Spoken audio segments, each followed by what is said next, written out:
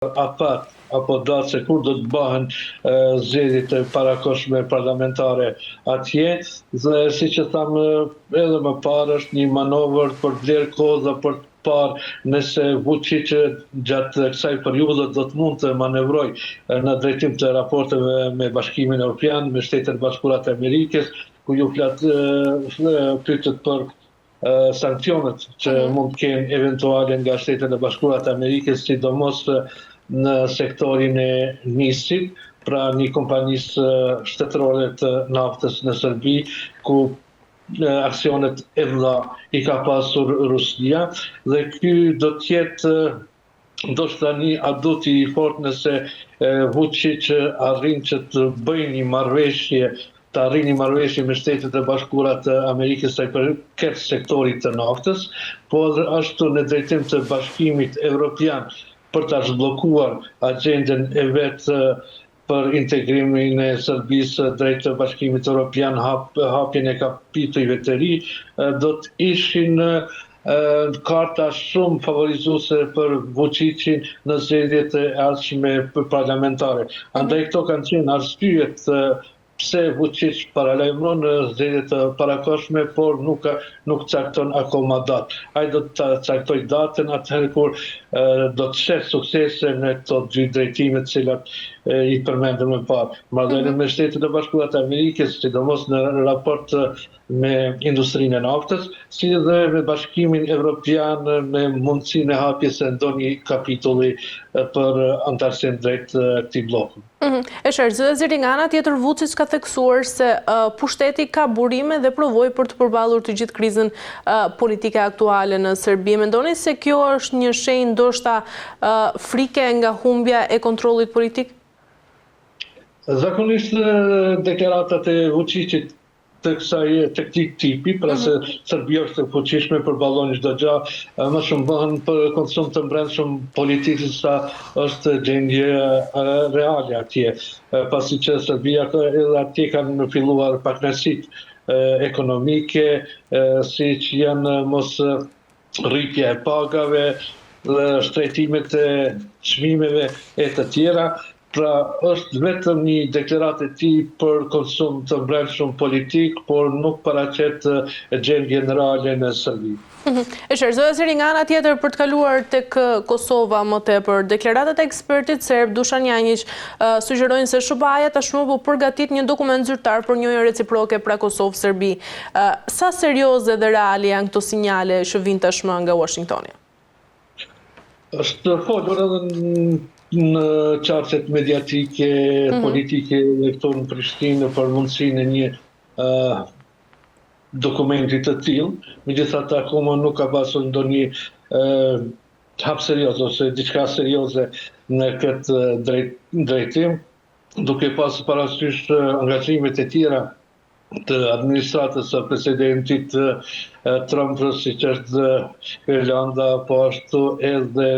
çështja e Gazës. Megjithatë, nuk pres që do të kemi ndonjë veprim të shpejtë të Shtetit Bashkuara të Amerikës me një dokument të tillë ku i kërkohet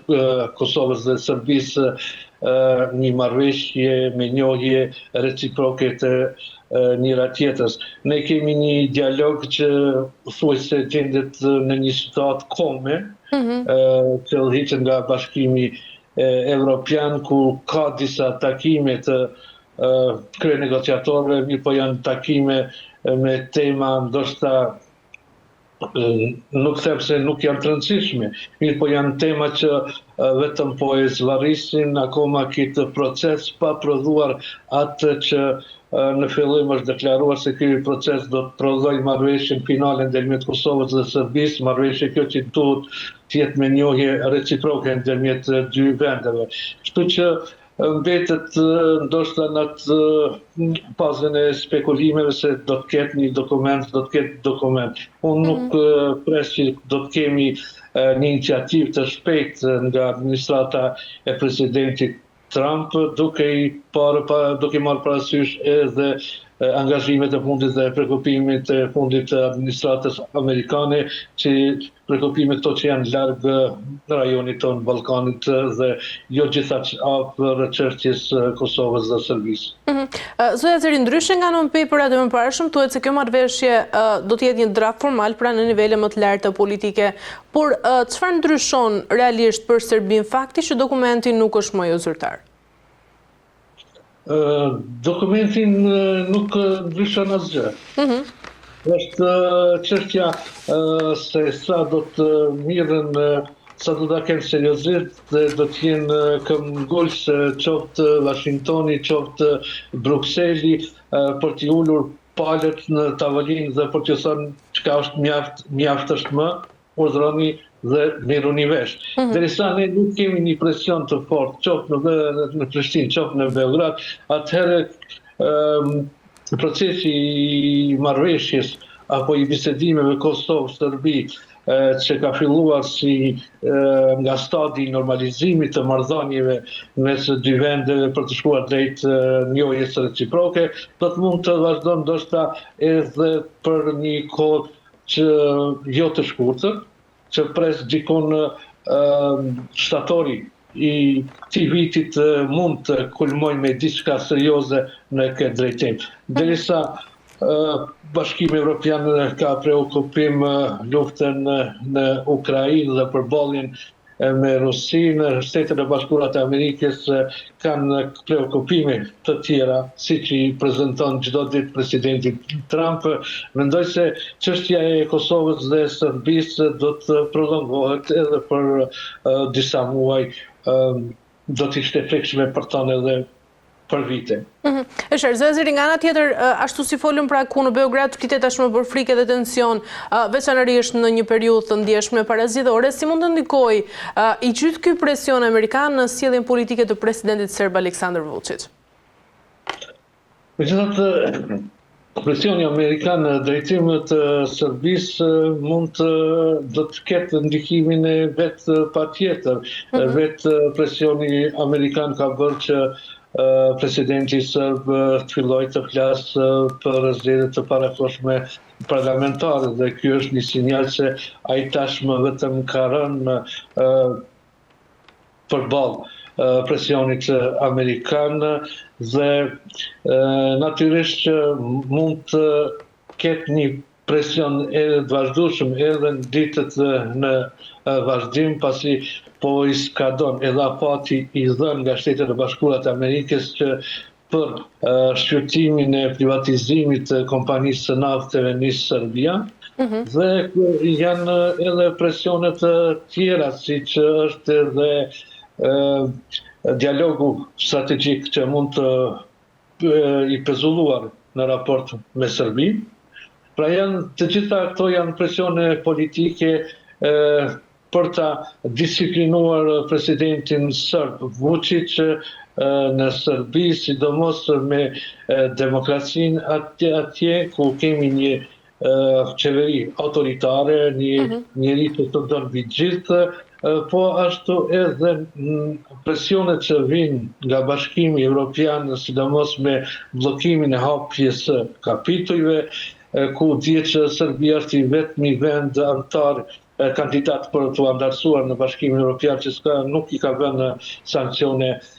Rusisë. Të gjitha këto përbëjnë presione që më në fund presidenti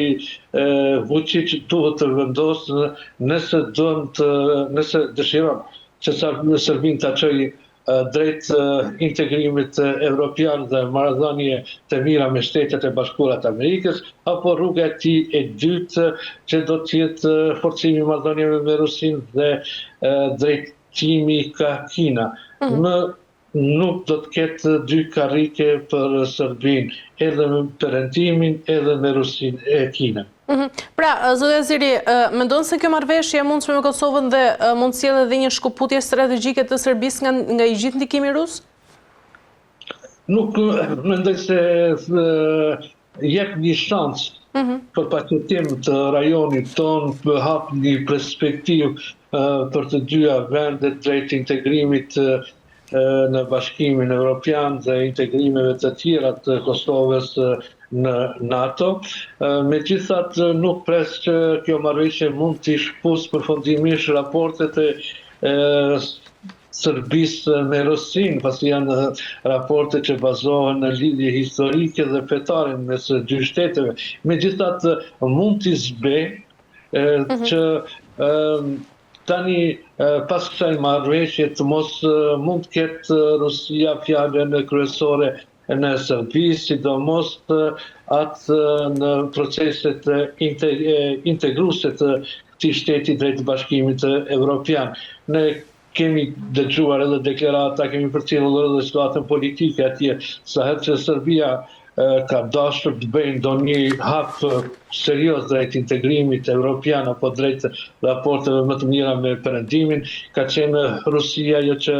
ka intervenuar dhe ka dobësuar apo i ka zbehur këto raporte. Kështu që pres një zbehje, por jo edhe shkputje përfundimtare të këtyre raporteve Serbi-Rusi. E qartë, zëri nga ana tjetër, njohja reciproke e Kosovës mbetet sigurisht pra një vije kushje për një pjesë të madhe të politikës serbe. Mendoni se Vučić ka hapësirë politike tashmë për të pranuar një marrëveshje të tillë, por sigurisht kjo pa rrezikuar pushtetin e tij? Them drejtën, kur ketë parasysh çështja e Kosovës, ka një konsenzus të përgjithshëm në Beograd sa i përket mos pranimit të pavarësisë Kosovës dhe njohjes së shtetit të Kosovës në gjithë skenën politike atje. Megjithatë, unë shoh, duke u bazuar edhe në atë çfarë thotë Perëndimi, që e sheh presidentin Vučić si një aktor kyç në gjithë procesin e dialogut dhe marrëveshjes finale me Kosovën, që i vetmi lider që mund të bëjë një gjë të tillë është presidenti Vučić. Nuk ka ndonjë president, ndonjë lider tjetër, aktor në skenën politike në Serbi të ketë aq fuqi të madhe dhe mund të vendosë për një çështje aq të madhe, aq të ndjeshme siç është për ta Kosova. Pra, nëse do të kemi një marrëveshje finale me njohjen reciproke, atëherë do të mund ta bëjë vetëm presidenti Vučić për shkak të fuqisë të tij akoma të madhe në politikën, në skenën politike të Serbisë. E qartë, mirë, zëri. Ne nuk shohim ndonjë lider tjetër të fuqishëm që do të mund t'i vinte kapak kësaj çështje, por besim edhe Brukseli, edhe Washingtoni, Vučićin e shohin si një nga akterin kryesor në këtë proces. E qartë, mirë, zëri, për ta mbyllur,